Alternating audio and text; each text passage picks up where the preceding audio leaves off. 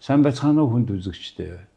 Өнөөдөр манай Defacto нэвтрүүлгийн зочноор бүгд найрамдах энтэг улсаас Монгол улсад суугаа онц бөгөөд бүрэн ирэхэд элчин сайд ноён Atul Malhari Gotsurve оролцож байна. Atul Malhari Gotsurve бүгд найрамдах энтэг улсаас Монгол улсад суугаа онц бөгөөд бүрэн ирэхэд элчин сайд. Пүүн хотод инженерийн чиглэлээр бакалавр, магистрийн зэрэг хамгаалсан. 2004 онд энэтхэгийн гадаад хэргийн албанд ажилд орж, Мексик болон Куб дахь энэтхэгийн элчин сайдын яам 2010-аас 2014 онд Латин Америк ба Карибын тэнгисийн хэлтэст ажиллаж байсан.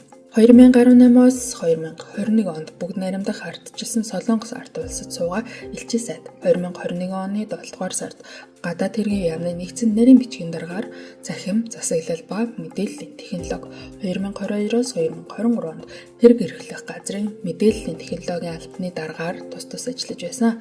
2024 оны 3 дугаар сарын 30-ны өдрөөс эхлэн энэтхэг улсаас Монгол улсад суугаа элчин сайдаар ажиллаж байна. King Tower Apartment Бэлэг улсын Rainiers брендийн шилэн фасадтай оршин суугчдад зориулсан 5 тухтай орчин бүрдүүлсэн цэлгэр уужим орон зай бүхий 60-аас 154 м2 2-оос 5 өрөөний сонголттой орон сууцнаас төлбөрийн таатай нөхцлөөр худалдан авах боломжтой. King Tower Apartment 6 дугаар ээлжийн орон сууцнда та бүхнийг урьж байна. Good afternoon. Good afternoon, San Beno, namaste. Namaste. And thank you for inviting me for your program. It's my honor and privilege to be here. Your Excellency, we are at the moment when these two countries celebrate 70th anniversary of diplomatic relations. And plus, quite recently, Mongolian president just had visited. So, India. So what is your take on this visit, about the importance of that visit?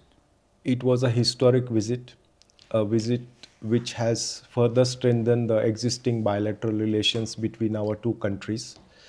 The visit of His Excellency, the President of Mongolia, His Excellency Kurilsu Kukhna, coincided with the 70th anniversary of the establishment of diplomatic relations between India and Mongolia.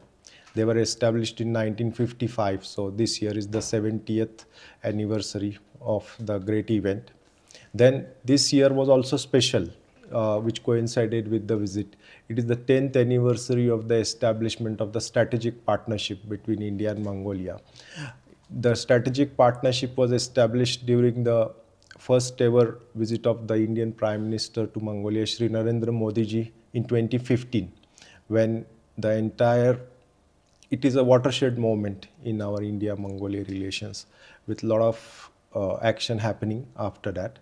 So this visit was very historic milestone in India-Mongolia relations. And in terms of outcomes, any visit, any state visit, state visit is the highest form of visit that can happen between the two countries. So it was a great milestone. We had good outcomes. So a joint statement was adopted on the strengthening of strategic partnership.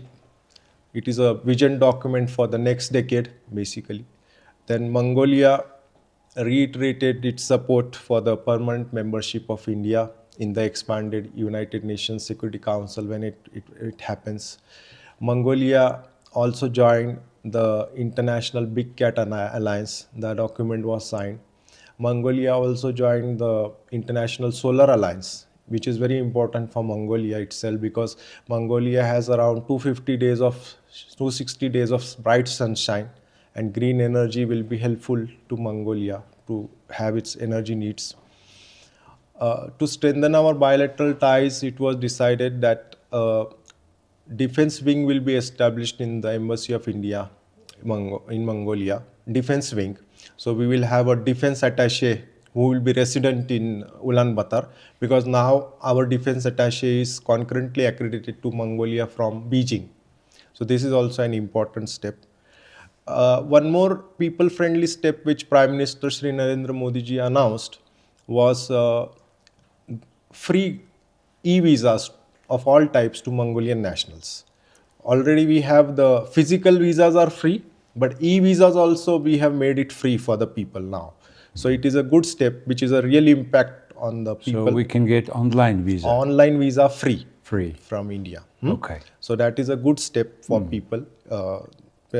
Then in terms of Buddhism, it was also agreed that in 2026, the holy relics of the two great disciples of Lord Buddha, Arhant Mogdaliana and Arhant Sariputra, would be arriving in Mongolia for an exposition at the Gandhan monastery. So this is also a big event, big decision. A Sanskrit teacher would be deployed at the Gandhan monastery because many of the manuscripts, ancient manuscripts, are in Sanskrit. So it will help for the further teaching of Sanskrit language. India will also sponsor a students group of Mongolia to India, youth to visit India on India orientation visit. So the youth ambassadors can see India, the children can see India. A joint commemorative stamp between India and Mongolia to commemorate the 70th anniversary of diplomatic ties was also unveiled by President Kurel Sukh and Prime Minister Modi ji. Then this being the 70th anniversary of establishment of diplomatic relations, 70 scholarship slots were increased for Mongolia. So we have now under the Indian Technical and Economic Cooperation Program, which is a fully funded scholarship program for capacity building, around 200 seats every year. So those have been increased to 70 seats for 70 years of diplomatic relations. Then we have signed 10 agreements and memorandum of understandings. One is the MOU on cultural exchange program from the period 2025-29. So a lot of activities are planned under the ambit of culture. Then we have MOU on the immigration cooperation. This is also important for both the immigration agencies. One sector which is very important, and you are aware that India is the leader in this sector, cooperative sector, and Mongolia with a lot of herder population, a lot of pastures, livestock. So there is a MOU on cooperative. So it will help Mongolia and to both the countries to share their experiences and enrich the people's life, the herders' life, the livestocks. Then our relation is not only limited now to the central government. So there is one MOU between the Ladakh Autonomous Hill Development Council of India and the Arkhangai province for cooperation between them. Provincial level also we are going. So that is also a great thing. Fifth MOU is the MOU on humanitarian aid and assistance during disaster, natural calamities or pandemic. So you are aware, so there can be pandemic, disaster at any time. Yes. So to send the aid, there are a lot of bureaucratic hurdles. Yes. So we have to overcome them. So this MOU will help to overcome these hurdles so that the relief material can come immediately or go immediately. Coordinate all actions very fast. Yes, so it is very nice. So tent can come, medicines can come. This is a game-changing MOU. Then we have a MOU on cooperation in geology and mineral resources. So this will help in the mining sector to have more exploration. Some mining blocks could be given to Indian companies. On the government-to-government basis also, we can explore that. So that is a good thing to explore the mining of Mongolia. You are aware that Mongolia has suppose 100 units of mines, only 20 are explored now and 80 are yet to be explored. Yes. So this is very important from the Mongolian point of view. Then we have an MOU on quick impact projects. So quick impact projects means small development projects which can come up immediately at the community level, local level, which can help the Mongolian people. This is full grant projects from India, up to $50,000 one project. So we can do a couple of projects every year without the bureaucratic hurdles. So this is one more action we have taken. As you are aware, yoga is getting very popular in Mongolia. The Mongolian Yoga Federation has several schools, maybe 200, they are doing good work.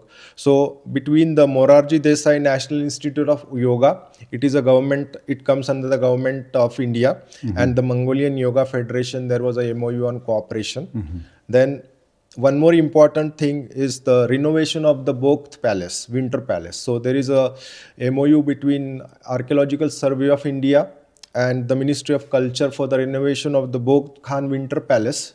It is like a $2 million grant project from India, which will help the renovation of the Bogd Khan Palace to preserve the history and culture of Mongolia.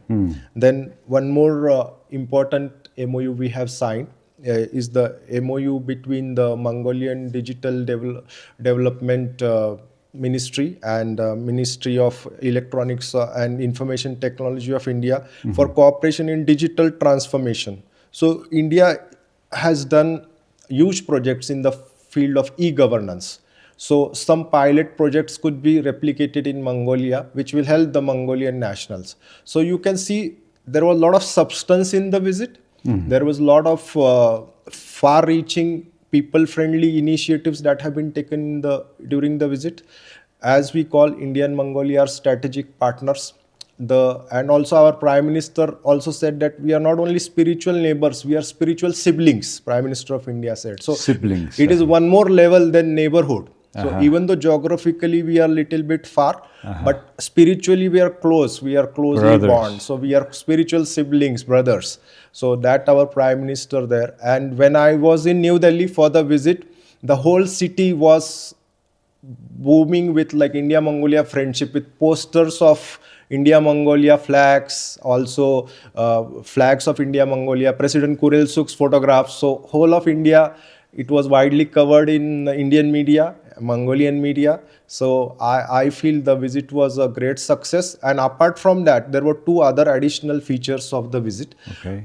There was a India-Mongolia Business Forum organized by the Confederation of Indian Industries and the Mongolian National Chamber of Commerce and Industries, where more than 150 participants were there. And the Deputy Prime Minister Amar Saikia and I personally were present there. The President of the Mongolian National Chamber of Commerce were present there. So it was great bond between the business community. I have invited them, told them Mongolia is a land of opportunity. Come here, good for business, whether it is a small businessman, medium or a big one. Mongolia offers everything. Indeed. Take a local partner so that you understand the rules and regulations better, and sky is the limit.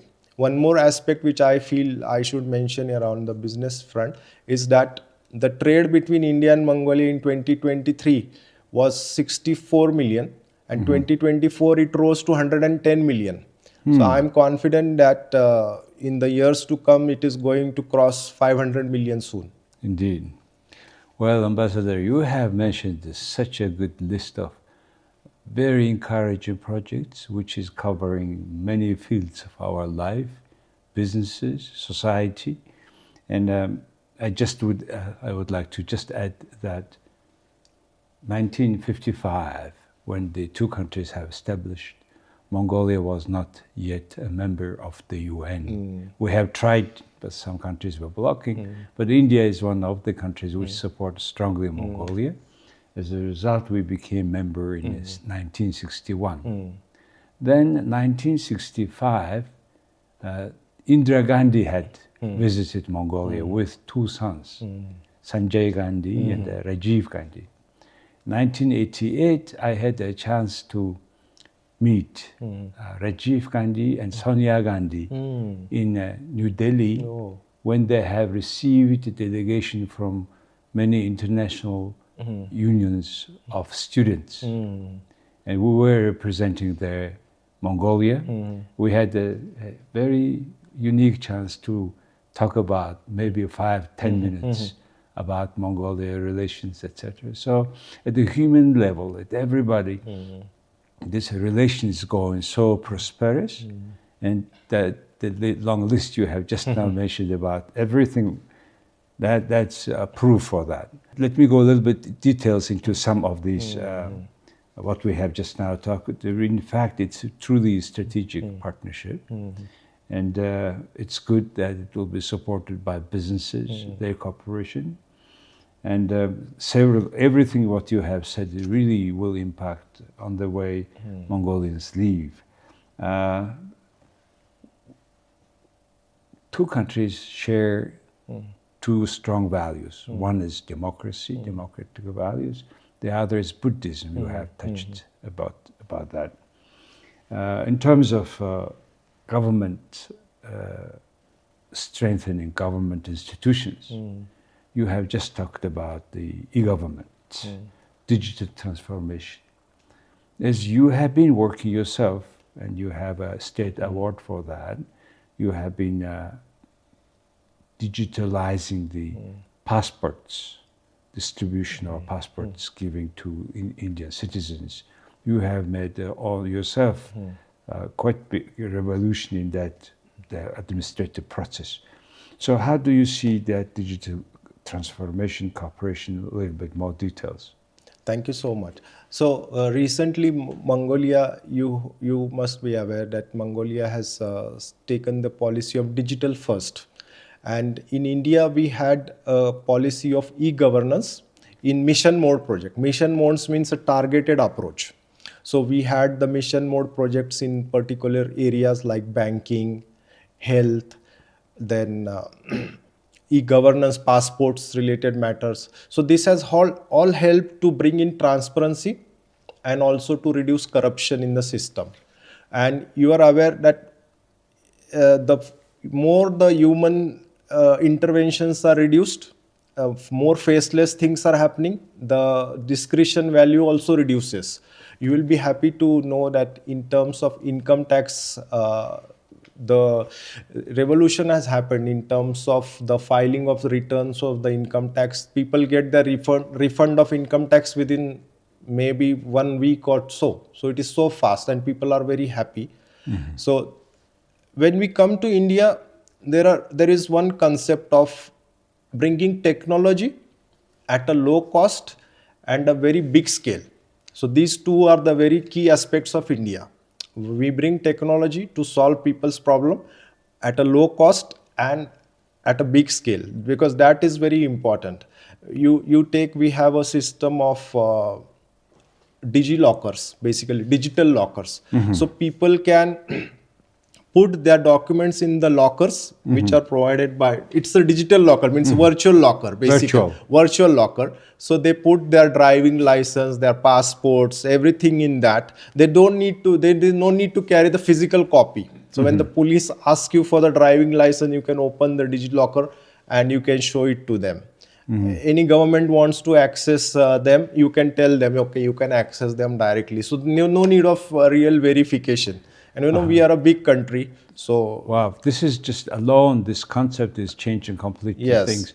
Because it means also you keep not only driving license, passport, but now in Mongolia you have your IDs, all kind of, and plus your property titles. Yeah, property titles, yes. So you said that this digital lockers, it's a very good idea for... Because anything may happen, fire, flood, whatever, you may lose your IDs, right? True. So under this MOU which we have done, we can do a pilot project in Mongolia on the property cards also, on the DigiLocker also. So we have already proposed to the Mongolian side. So we have good relations with the ministry, and we will take it forward now after the MOU has been formally signed. Yeah, as you said, e-government will strengthening institutions. Yes. And also decrease transaction costs. Yes, true. And because there is no face-to-face relations, they will substantially decrease petty corruption. Yes, true. When it's happening in between two people. And the speed of this transaction will be high. And somebody from a long distance need not travel to the city for that. That is also an important aspect. That reduces the time, the hassle for the public. As you know, we have a program called e-Mongolia, which is kind of covering all public services to people and businesses. We separately also have e-business, which recently relaunched again. So compared with India, as you see here, as an expert, now not as an ambassador, but an expert, what else we can do more or better or deeper in that sense? One thing which I feel is important, I had discussions with the e-Mongolia representatives also, that more services could be added to e-Mongolia, people-friendly e-services. And the second important aspect which I also shared with them is cyber security. Because now the domain of warfare has changed. Yes. Earlier we had only three domains of warfare: air, land, and water. But here now we have a cyber warfare. Yes. So it can be a private party or a state entity which can hijack the system. So we have to concentrate more on the cyber security of the systems also. So that is important. That aspect I feel should be given more importance, even if they are giving importance now. Okay, very important point. And I hope it is also somehow covered in one of those memorandums, no? Yes, we are planning to have one more memorandum on that aspect later on. You also helped with Mongol, I think, Polytechnical University to create own lab before, right? Yes, we have India established the cyber security training center in the National Defense University. In Mongolia, so in Mongolia in 2022 it was inaugurated, and our teachers come here to train the Mongolian. Still keep doing? Yes, it is continuing process. So we have 2 teachers who come on regularly and keep on teaching the staff at the National Defense University and various establishments of the government. Some are civilians, some are from the military. Okay, another question in that sense of a government.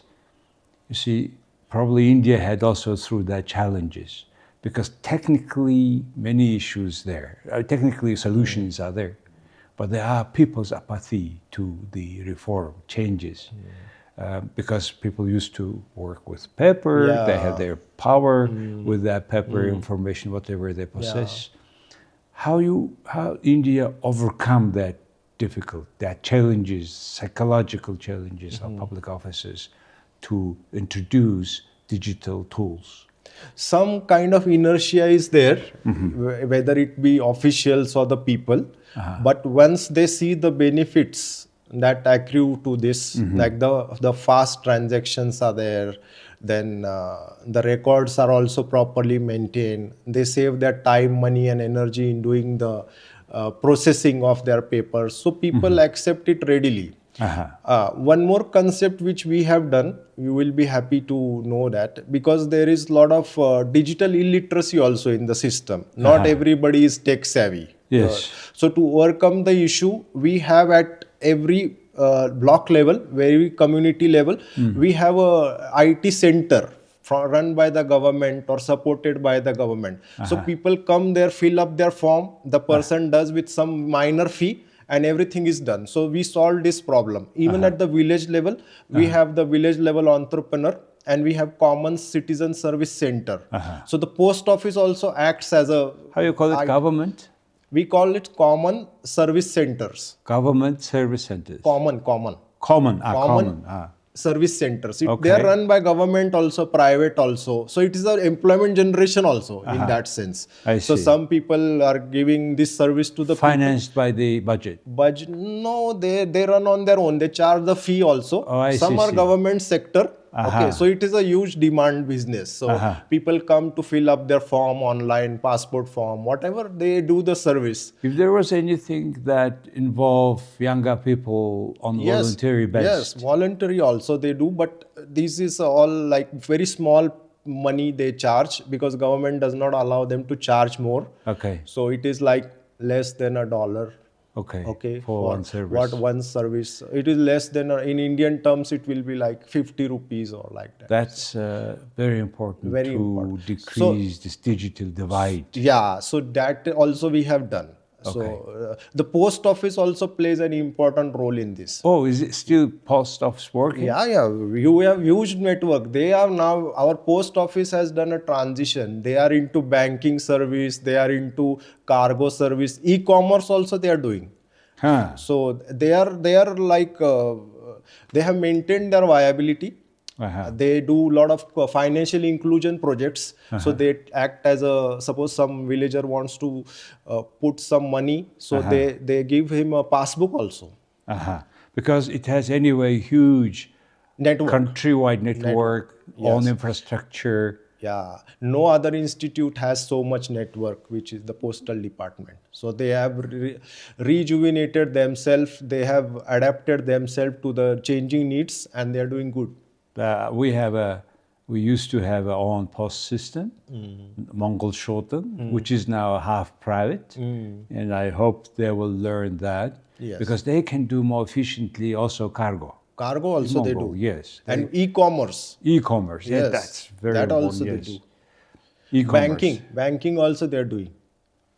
In which sense? They accept deposits, like our prime minister has a scheme for the girl childs, they call Sukanya Samriddhi Yojana, where you start saving for your girl child, and they give very good interest, and it's like a financial inclusion scheme.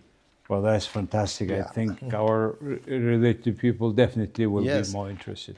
Now let's go to a more pragmatic, because one of the largest projects in between two countries is this oil refinery project, where we have originally, when Prime Minister Modi was in Mongolia, started that $1 billion loan. I mean, it's the largest loan India was given to a developing Yes, country. yes, And yeah. at that time, I also visited India and was reading newspaper that not everybody was asking why to Mongolia, right? And he had personally taken certain responsibility, and we got 1 billion, and plus it was not enough. Then it's another $500 million. And what is the situation now with this huge project, from your perspective? What's going on there? Why is that coming behind the deadline? As you are aware, the oil refinery project in Mongolia is a strategic project for Mongolia. It is a 1.5 million metric ton per annum capacity oil refinery project. And once the project starts, it will ensure the energy security of Mongolia. It will meet around 60 to 80% of the demand of Mongolia. So it is a huge project, geopolitically, geostrategically, a very important project. And I am happy to be a part of that project because it is a dream project of President Kurel Sukh and Prime Minister Modi ji. And I am happy that the project is getting into reality.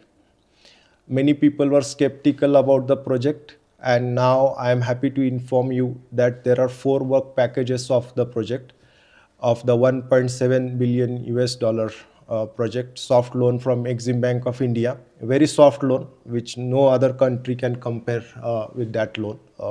Soft loan meaning maybe Very low few interest rate, percentage. very 1 or 1.5% interest rate, very low interest rate. And those people who don't understand, so it is very low interest rate for Mongolia, and the difference of the interest is paid by government of India.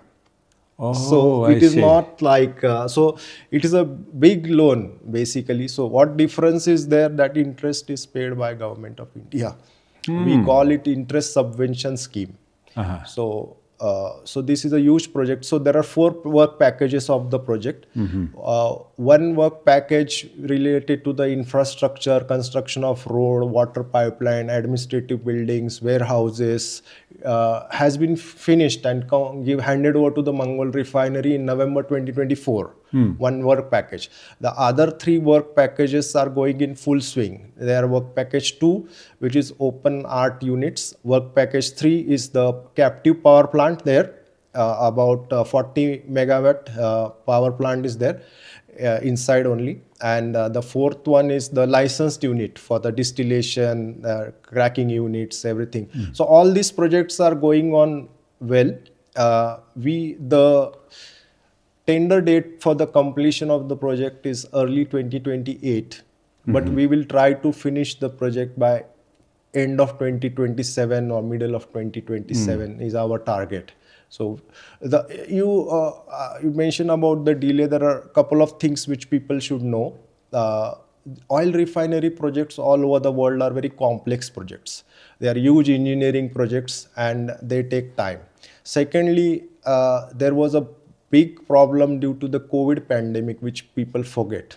So COVID actually wasted our time, but still our companies did great job during COVID also. They were working. Thirdly, Mongolia is a landlocked country.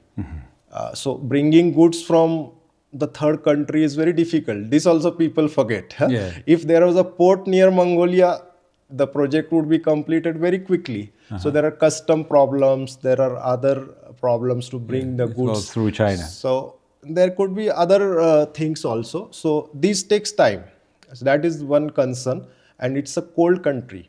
So the working season is only 6 months in Mongolia. That aspect also people forget. But still, what we did to overcome this issue, our people worked in double shift during the summertime. So to cover the problem of the winter, we work in double shift into the summertime when the sun rises at 5 o'clock and sets at 10 o'clock here. So we are using that time to complete the construction. So this is a top priority project of Government of India, my top priority project in my tenure to complete it. The approach the project is taken. I have met Mrs. Altensik, who has run the project. They have paid first attention to the labor, so that all workers can leave on the site instead of like OT flying all the way. It's too expensive, right? A lot of gasoline will be used, etc. Plus, it is not that short distance. I will be happy to inform you that there are 2,500 Indian workers working in the site. Now. So it is like mini India Whoa. at the site. So it is a great friendship project. It's a symbol of India-Mongolia friendship. And when How many Mongolians work now? Mongolia around 150. Okay, so it's around 4,000 people are working on the project. Around 3,000, and it will grow. This next year it will be around 4,000 totally. Indian will be like 3,500. Whoa. Yeah, Mongolian number will be high. I've just told you about the labor who works there. That's why they have first made the dorms, kind of. Yeah. Indian company has made a dormitory, a canteen for 2,500 workers. They are there. I go there. During my 1.5 year tenure, I have visited the site 8 to 9 times. So it is like almost India there. Mini India. Many Indians, okay. I will visit soon. Yeah, definitely. We'll visit. Just only my concern is there's a pipeline from the existing oil field we have in Mongolia from Torno Daimag. It's around 570 kilometers pipeline, which is being almost laid down already. And I understand they will put it underground now. Yeah. But the problem is with the reserve. Yeah. Well, because the initial estimation was, as you said, 1.5 Million metric tons per annum, and now there's only half of it now, the production.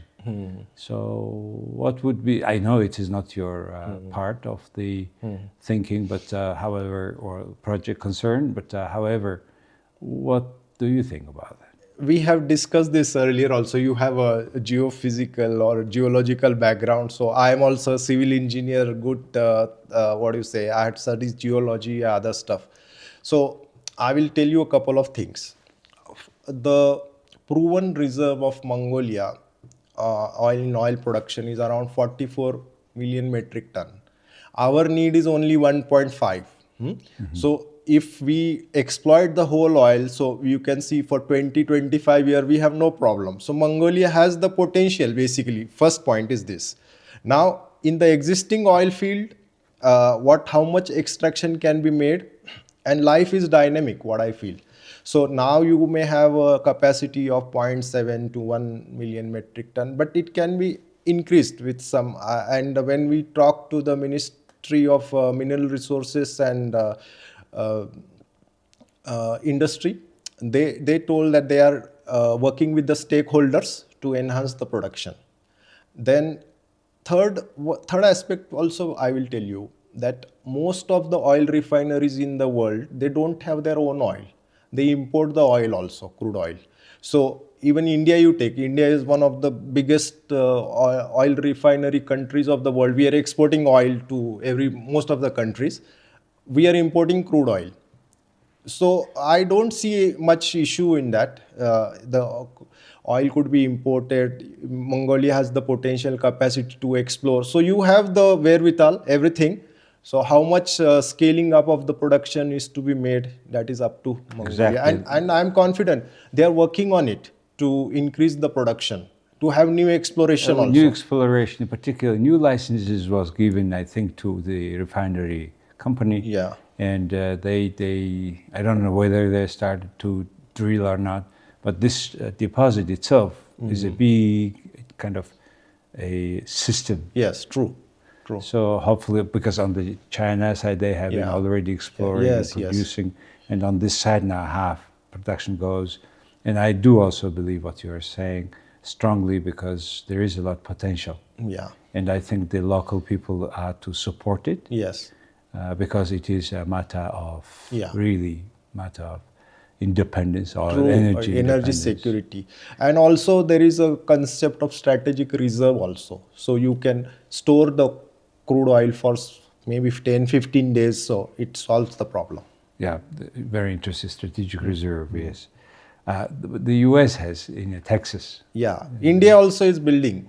And already we have some strategic reserves. So, so when the oil is cheap, we buy and store it. Well, Ambassador, for a very short time, we have covered a lot of issues. Now, only a final point.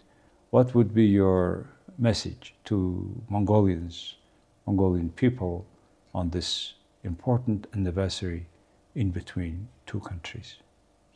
It is a great partnership, strategic partnership. With spiritual connect due to Buddhism.